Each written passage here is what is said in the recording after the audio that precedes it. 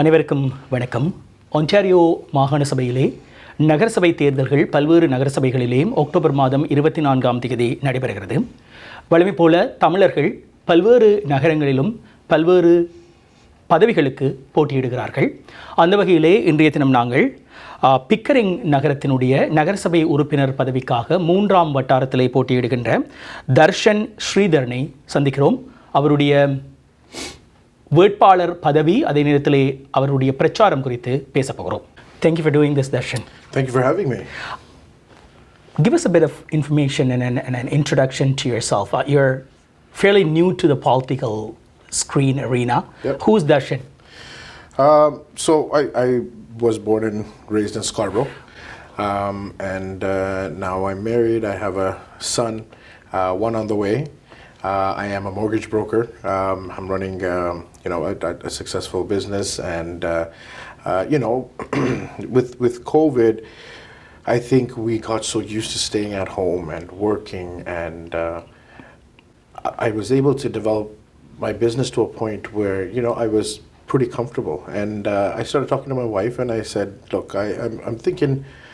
I want to do something else. I want to give back.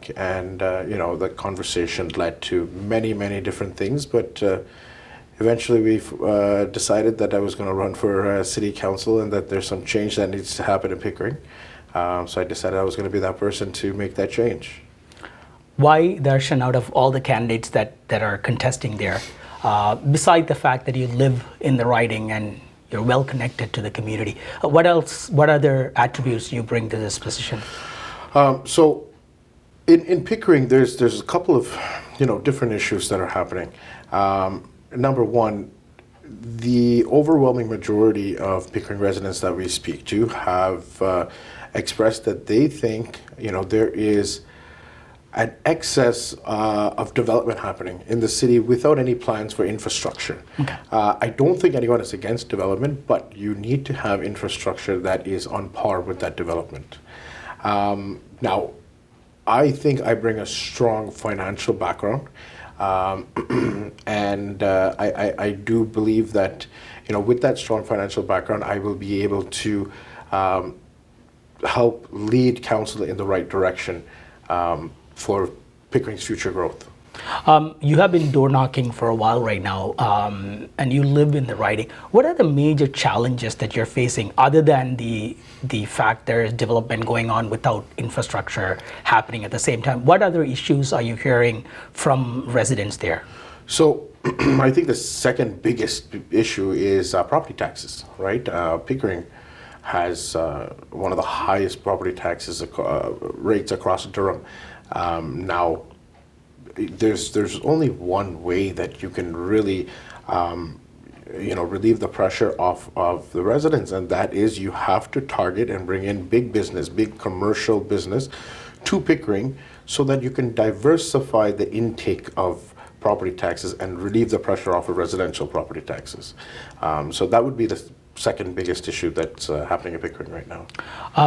The mosaic of the city in Pickering is changing over the years.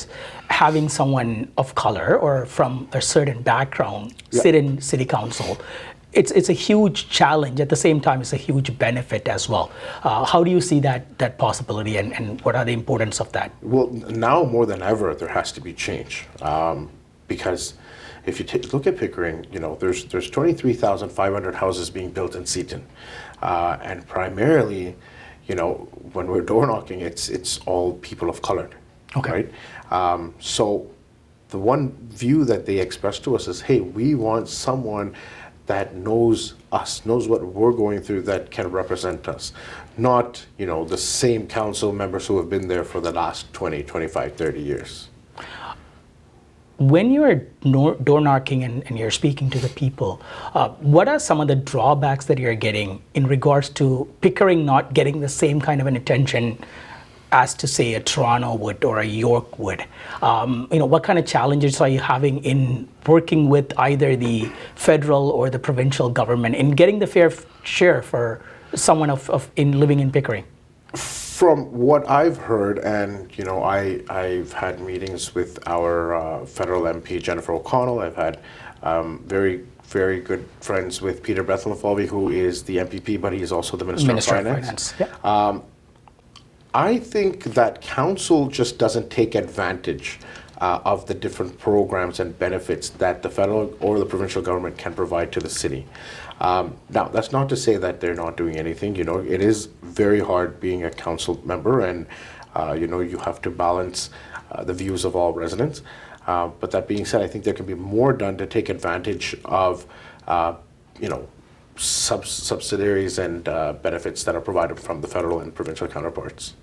What are the promises that you are bringing to the table should you be successful on October the 24th? So there's a couple things. Because development is such a big issue. See, in the last year, it was you know, brought to the Pickering residents' attention that almost all council members currently have in the 2018 election took more than 80% of their donations from builders. And residents are concerned that, look, if you're taking this much money from builders, then how are you going to vote on their proposals? Are you going to have the residents in, you know, residents' opinions in mind, or are you going to vote in favor of the builders? So I have, you know, pledged that I will not take a dollar from a builder, and you know, we've been very, very successful, almost pretty much maxed out on our donation limits with $0 from builders. So that's the one first pledge that I have made to the residents. The second pledge that I've made is, with my financial background, I have been telling residents that, look, when I get in, I want to spearhead a team that will go out, scout, and bring in those big businesses that we so desperately need to Pickering, not just to alleviate the stress and the pressure from high residential property taxes, but we want to make Pickering a place where people can live, work, and play. Right now, people live in Pickering, but they have to drive to Toronto or wherever to work. So we want to make Pickering a place where residents can live, work, and play. As a last word, what would you like to share to our viewers, and also advise them of advanced polling dates and where can they vote? Sure. So elections start on October 17th. If you are registered with the city, you should have probably already received a PIN number. I know most residents have been receiving them since last week. And if you have received that PIN number in the mail, you can start voting October 17th to the 24th online. And if you haven't, there will be 5 polling stations open on the 24th where you can go to and vote.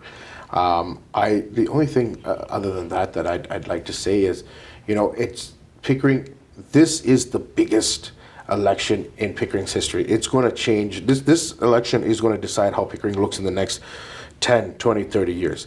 There's 3 new council members who are going to join because there are 3 open spots. And if I win, that's going to be a 4th new council member. That's going to change the direction of which way council is going to go. So I would say, look, exercise your democratic right, come out and make sure your voice is heard and vote on October 17th to the 24th. Thank you, Darshan. Darshan is the candidate in Pickering Ward 3 for the City Council. Thank you for coming in. Thanks for doing this, and hope to see you as a winning candidate on the 24th. Thank you so much. Thank Appreciate you. it. Vanakkam.